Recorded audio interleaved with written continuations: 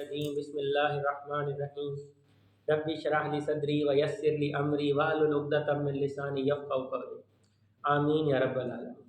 سب سے پہلے جو احباب آئے ہیں میری طرف سے سب کو السلام علیکم ورحمۃ اللہ وبرکاتہ۔ ٹھیک ہے، خوشی ہوئی ہے بہت زیادہ کہ میرے قریبی دوست نے ایک ہی میری پکار پر لبیک کہا، تو آپ سب کا شکریہ۔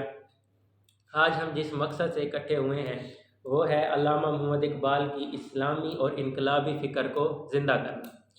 اب آپ کے ذہن میں سوال پیدا ہوگا کہ ہمیں علامہ اقبال کی اسلامی اور انقلابی فکر کو زندہ کرنے کی کیوں ضرورت محسوس ہوئی؟ اس کی دو وجوہات ہیں۔ سب سے پہلی وجہ یہ ہے کہ علامہ اقبال کی جو اسلامی اور انقلابی فکر ہے، جو اس وقت سوشو پولیٹیکو اکنامک سسٹم ہے، اس کے ساتھ مطابقت نہیں رکھتی، اور جو current socio politico economic system ہے وہ کیا ہے؟ سرمایہ داری نظام، کیپٹلزم۔ کیونکہ علامہ اقبال کا جو کلام ہے وہ کیا کرتا ہے؟ مسلمان کو اس ظالمانہ نظام کے خلاف اعلان بغاوت کرنے پر اکساتا ہے، اور جو علامہ اقبال کا کلام ہے وہ ایک مسلمان کو ابھارتا ہے کہ وہ جو اللہ تعالیٰ کا نظام عادلانہ ہے، جو اللہ تعالیٰ نے ضابطہ حیات دیا ہے دین اسلام، اس کو ہم کیا کریں؟ پوری دنیا پر نافذ کریں۔ ہم پر کیا ہے؟ شہادت علی الناس کی ذمہ داری ہے، اور ہم اس ذمہ داری کو پوری کریں۔ اور جو طاغوتی طاقتیں ہیں وہ نہیں چاہتی کہ علامہ اقبال کا جو پیغام ہے وہ پھیلے۔ اب اس کو میں علامہ اقبال کی ایک نظم ہے، ابلیس کا فرمان اپنے سیاسی فرزندوں کے نام، یہ ہے ارمغان حجاز میں، یہ میں آپ کو بیان کرتا ہوں تو آپ کو یہ پوری بات سمجھ آ جائے۔ اب دیکھیں نا، نظم پہلے ہم اس کے عنوان کو سمجھتے ہیں۔ جو نظم کا عنوان ہے وہ کیا ہے؟ کہ ابلیس کا فرمان اپنے سیاسی فرزندوں کے نام، یعنی جتنے بھی سیاستدان ہیں، چاہے وہ ویسٹ کے ہوں یا ہمارے ملک کے ہوں، ان کو علامہ اقبال نے کس سے تعبیر کیا ہے؟ ابلیس کے فرزندوں سے۔ اب جو ابلیس ہے وہ کیا ہے؟ اپنے فرزندوں کو کچھ حکم دے رہا ہے۔ اب پہلا کیا ہے؟ لا کر برہمنوں کو سیاست کے پیچ میں، زناریوں کو دیر کہن سے نکال دو۔ اب اس شعر کا مفہوم کیا ہے؟ کہ برہمنوں کو یعنی ہندوؤں کو آپ سیاست میں لے آئیں، اور دوسرا جو مصرع ہے، زناری کہتے ہیں کافر کو، اور دیر کہن کہتے ہیں پرانا مندر۔ جو کافر ہیں ان کو پرانے مندر سے نکال لاؤ، یعنی انہیں مندروں سے نکال کر مین سٹریم میں لے آؤ، سیاست میں لے آؤ۔ اچھا، اور آپ دیکھیں کہ اس وقت یہی ہے کہ مین سٹریم میں کن کو لایا جا رہا ہے؟ ہندوؤں کو۔ پوری جو آپ دیکھیں امریکہ کی اس وقت کس کو سپورٹ حاصل ہے؟ امریکہ کس کو سپورٹ کر رہا ہے؟ بھارت کو سپورٹ کر رہا ہے۔ تو یہ دیکھیں علامہ اقبال کی قسم کی پریڈکشن بھی ہیں، اور کیا ہے کہ ابلیس نے جو اپنے سیاسی فرزند ہیں ان کے نام جو حکم کیے یہ وہ ہیں۔ اور دوسرا وہ کیا کہہ رہے ہیں؟ وہ فاقہ کش کے موت سے ڈرتا نہیں ذرا، روح محمد اس کے بدن سے نکال دو۔ جو مسلمان ہے نا وہ فاقہ کشی سے کبھی نہیں ڈرتا، وہ جو ہے نا وہ فاقہ برداشت کر لے گا، لیکن جب اسلام کی بات آئے گی، ناموس رسالت کی بات آئے گی، دین کی بات آئے گی، تو اپنی جان دینے کے لیے قربان ہو جائے گا۔ اس کے دل سے کیا نکال دو؟ روح محمد نکال دو۔ روح محمد کیا ہے؟ لا الہ الا اللہ اور محمد رسول اللہ کا یقین ہمارے دلوں میں ہو، اس کو اس کے دل سے نکال دو۔ اس کے دل میں ایمان کو کم کر دو، اس کے دل سے ایمان کو نکال دو۔ اب اس کو آپ سمجھے، ایک حدیث پاک کا مفہوم ہے۔ نبی کریم صلی اللہ علیہ وسلم نے صحابہ کرام سے فرمایا کہ ایک دور آئے گا کہ جب مسلمان جو ہیں کفار کو ایسے تشت میں رکھ کر پیش کیے جائیں گے، مطلب وہ آپ پر ایسے غالب ہو جائیں گے، وہ آپ کو ایسے قتل کر دیے جائیں گے، مسلمان ایسے پیش ہو جائیں گے جیسے کھانا تشت میں رکھ کر یا پلیٹ میں رکھ کر پیش کیا جاتا ہے۔ تو صحابہ کرام نے آپ صلی اللہ علیہ وسلم سے پوچھا کہ کیا جو مسلمان ہیں اس وقت تعداد میں کم ہوں گے؟ نبی پاک صلی اللہ علیہ وسلم نے فرمایا نہیں، مسلمان اس وقت تعداد میں کم نہیں ہوں گے، بلکہ انہیں ایک بیماری ہو چکی ہوگی، اور وہ بیماری کیا ہوگی؟ وہن۔ تو صحابہ کرام نے پوچھا وہن کی بیماری کیا ہے؟ تو نبی پاک صلی اللہ علیہ وسلم نے ارشاد فرمایا جس کا مفہوم ہے کہ دنیا کی محبت اور موت کا خوف۔ جو مسلمان ہے نا، جس کے دل میں روح محمد ہے، جس کے دل میں کلمے والا یقین ہے، اس میں دو چیزیں ہوں گی، دو اوصاف ہوں گے۔ ایک دنیا کی محبت نہیں ہوگی، اور دوسرا کیا ہے کہ موت کا خوف نہیں ہوگا۔ موت کیا ہے اس کے لیے؟ موت آ گئی، دوست کا پیغام آ گیا۔ موت تو دراصل کیا ہے کہ اس عالم میں، اس دنیا سے چلے جائیں گے، اور اللہ تعالیٰ سے ملاقات کا کیا ہے؟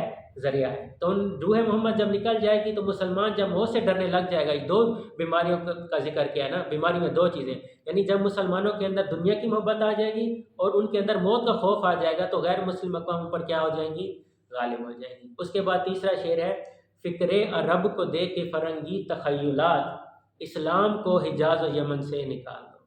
اب اس کو ایکسپلین کرنے کی ضرورت نہیں ہے، آپ آج دیکھ لیں عرب ممالک میں کیا ہو رہا ہے۔ اب حال ہی میں سعودی عرب میں جہاں پر کیا ہیں مقامات مقدسہ مسلمانوں کے، مکہ اور مدینہ، وہاں پر ہیلوئین منائیں گی۔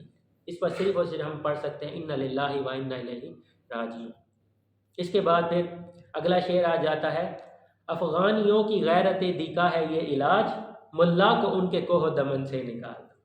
اب یہ جو اس کا فرمان ہے نا، اس میں وہ کامیاب نہیں ہو سکے ابھی تک۔ انہوں نے بڑی کوشش کی، پہلے کمیونزم آیا، پھر امریکہ آیا، کس کے ساتھ؟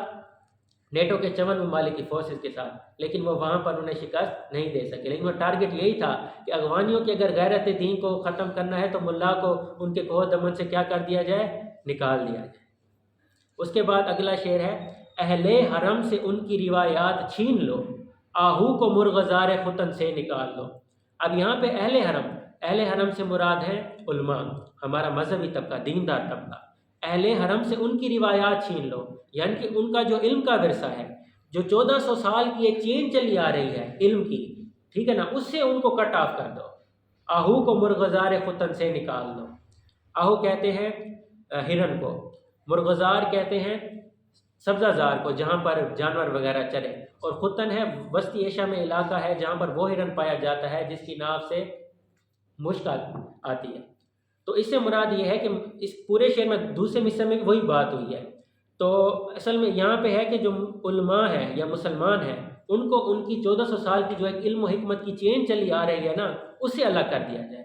تو آپ آج دیکھیں جتنے بھی سو کالڈ ماڈرن اسکالرز ہیں، نام تو نہیں لینا چاہیے ان کا، جو ان لائٹ اینڈ ماڈریشن کا تذکرہ کرتے ہیں، وہ کیا کرتے ہیں، مسلمانوں کی جو 1400 سال کی ایک علماء کی چین ہے اس سے کیا کر دیتے ہیں، روایت سے کیا کر دیتے ہیں، ان کو الگ کر دیتے ہیں، ٹھیک ہے نا۔ کہتے ہیں کہ اب ایک نئی چیز لے آتے ہیں، یعنی 1400 سال سے جو ایک چین چلی آ رہی ہے، یہاں تک کہ وہ اس پہ بھی نہیں رکے، اب وہ کس چیز پر، حدیث کے بارے میں جو ہے نا، مسلمان جو نوجوان ہیں حدیث کے بارے میں اب ابہام پیدا کیا جاتا ہے۔ تو کیا ہے، نوجوان آج کا کیا، کوئی بھی حدیث ان کو بتایا جائے تو کیا کہتے ہیں، یہ تو ہسٹوریکل ریکارڈ ہے یا یہ ضعیف حدیث ہے، ٹھیک ہے نا۔ حدیث کے بارے میں کیا، حدیث کی اہمیت ان کے دلوں سے نکالی جا رہی ہے، کنفیوژن پیدا کیا جا رہا ہے، یہ کہہ کے کہ یہ کیا ہے، ہسٹوریکل ریکارڈ ہے۔ اسی طرح جو علماء کی ایک چین چلی آ رہی ہے اس سے کیا کیا جا رہا ہے، کٹ آف کیا جا رہا ہے۔ اہل حرم سے ان کی روایات چھین لو، اس 1400 سال کی جو ایک لڑی چلی آ رہی ہے مجددین کی، جو ایک کام چلا آ رہا ہے، جنہوں نے کام کیا ہے، اس سے جو بھی نیا آئے گا آپ دیکھیں گے ماڈریشن کی بات کرے گا، وہ بالکل ان سے کٹ آف کرنے کی آپ کو کوشش کرے گا۔ اور اس کے بعد جو آخری شعر ہے جس سے آپ کو سمجھ آئے گی، اقبال کے نفس سے ہے لالے کی آگ تیز، اقبال کے نفس سے ہے لالے کی آگ تیز، ایسے غزل سرا کو چمن سے نکال دو۔ یہاں سے لالے سے مراد ہے مسلمان، یعنی اقبال جو ہے نا، ابلیس کہہ رہا ہے، یہ جو ہے نا اس کا جو نغمہ ہے اس سے جو ہے نا مسلمان کے اندر جو ہے نا حمیت پیدا ہو رہی ہے، اس کے اندر انقلاب آ رہا ہے، تو ایسا جو غزل سرا ہے اس کو کیا کر دینا ہے، آپ نے چمن سے نکال دینا ہے۔ اور پچھلے 20 سال سے اسی چیز پر کوشش کی جا رہی ہے۔ آپ دیکھیں میڈیا کے ذریعے ایسے دانشور بٹھائے گئے ہیں جو علامہ اقبال کی جو ایک حیثیت ہے، اسٹیٹس ہے شاعر مشرق، اس کو انہوں نے کنٹروورشل بنا دیا ہے، اس کو کنٹروورشل بنا دیا ہے۔ اب جو ہماری نوجوان یوتھ ہے وہ کنفیوز ہے کہ بھئی علامہ اقبال شاعر مشرق تھے یا نہیں تھے۔ کوئی کچھ سمجھتے ہیں کہ وہ انہیں سیکولر ثابت کرنے کی کوشش کی جا رہی ہے، انہیں لبرل ثابت کرنے کی کوشش کی جا رہی ہے، اور ان کے پیغام کو کیا کیا جا رہا ہے، دبائے جانے کی کوشش کی جا رہی ہے۔ کیوں؟ کیونکہ ان کا جو پیغام ہے وہ کس پر چوٹ ڈالتا ہے، جو طاغوتی نظام ہے اس کے خلاف بات کرتا ہے، اور کیا ہے، مسلمانوں کو کس چیز پر ابھارتا ہے، مسلمانوں کو جو عادلانہ نظام ہے اسلام کا اس کو پوری دنیا پر غالب کرنے پر اکساتا ہے۔ ایک پہلی وجہ یہ ہے کیوں کہ علامہ اقبال کے پیغام کو دبایا جا رہا ہے، اور ہم نے کیا کرنا ہے، علامہ اقبال کی اسلامی اور انقلابی فکر کو اجاگر کرنا ہے۔ ایک تو اس کی وجہ یہ ہو گئی، اور دیکھ لینا کہ اگر آپ نے حق کی پہچان کرنی ہے تو دیکھیں جو دشمنوں کے تیروں کا رخ کس طرف ہے، اور ان کا جو رخ ہے وہ کیا ہے کہ علامہ اقبال کی فکر کو دبایا جائے، ان کی پرسنالٹی کو کنٹروورشل بنایا جائے۔ آپ خود سروے کر لیں، ہماری جتنی بھی یوتھ ہے 50% یوتھ سے ملیں گے وہ کہیں گے علامہ اقبال شاعر مشرقی نہیں ہے، وہ لبرل قسم کا آدمی تھا، ٹھیک ہے نا، انگریزوں کا سپہ سالار تھا، اس طرح کی باتیں ہوں گی، کنٹروورشل بنا دیا گیا ہے۔ اور یہ دوسری وجہ ہے کہ یہ ہماری دینی ذمہ داری ہے۔ اب آپ کے ذہن میں سوال پیدا ہو کہ دینی ذمہ داری کیسے ہو گئی علامہ اقبال کی فکر کو اجاگر کرنے کی، ٹھیک ہے نا؟ تو اس کو میں اس طرح ایکسپلین کرتا ہوں کہ ہم سب کیا ہیں؟ مسلمان۔ ہم سب کا ایمان ہے آپ صلی اللہ علیہ وآلہ وسلم آخری نبی ہیں، آپ صلی اللہ علیہ وسلم کے بعد کسی نبی نے نہیں آنا، تو اب نبوت کا دروازہ بند ہے، اب کیا ہے؟ نیابت ہے۔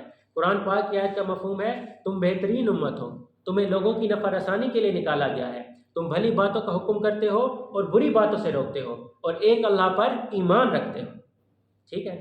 اب ہمارے ذمہ کیا ہے؟ شہادت الناس کی ذمہ داری ہے۔ اس امت کا جو اجتماعی مشن ہے وہ ہے اللہ تعالیٰ کے کلمے کو بلند کرنا، اور جو ہے کہ ایز اے مسلمان، ٹھیک ہے نا، میری ذمہ داری ہے اللہ تعالیٰ کے کلمے کو بلند کرنے کے لیے جد و جہد کرنا، یا دوسرے الفاظ میں اقامت دین کی جد و جہد کرنا۔ اور دنیا میں جتنی بھی جماعتیں ہیں یا جو بھی انسان ہے جس نے اللہ تعالیٰ کے دین کو سر بلند کرنے کے لیے کام کیا ہے، وہ میرا کیا ہے؟ معاون اور مددگار ہے، اور اس سے میں نے کیا کرنا ہے؟ استفادہ کرنا ہے۔ تو علامہ اقبال کی جو شاعری ہے یا جو کلام ہے، اس کے ذریعے انہوں نے اسلام کے پیغام کو پھیلانے کی کوشش کی ہے، اس لیے وہ میرے کیا ہوئے؟ معاون اور مددگار ہوئے، جو اللہ تعالیٰ نے امت مسلمہ ہونے کی امت محمدیہ ہونے کی وجہ سے جو مشن ہمیں ملا ہے، مشن کیا ہے؟ اللہ تعالیٰ کے دین کو بلند کرنا، اس میں ان کی وہ کیا ہے؟ میرے معاون اور مددگار ہے۔ اسی لیے کیا ہے کہ ان کی اسلامی فکر اور انقلابی فکر کو اجاگر کرنا کیا ہے؟ یہ ہماری دینی ذمہ داری بھی ہے۔ اس کے بعد اب میں تیسری بات کروں گا کہ نا اسلام میں جو ہے نا شخصیت پرستی نہیں ہے۔ ہم سب کا جو ایمان ہے کہ آپ صلی اللہ علیہ وسلم کی ذات پرفیکٹ ہے، آپ صلی اللہ علیہ وسلم کی ذات پر پرفیکشن کیا ہو گئی ہے؟ ختم ہو چکی ہے۔ اب میں مثال سے آپ کو سمجھاتا ہوں کہ فرض کریں آپ کوئی بہت بڑے بزرگ ہیں، ٹھیک ہے نا، آپ انہیں اپنا پیر و مرشد مانتے ہیں، آپ انہیں آئیڈیالائز کرتے ہیں، آپ ان کے ساتھ 3 دن رہے نا تو آپ کو کوئی نہ کوئی ان میں خامی نظر آ جائے گی۔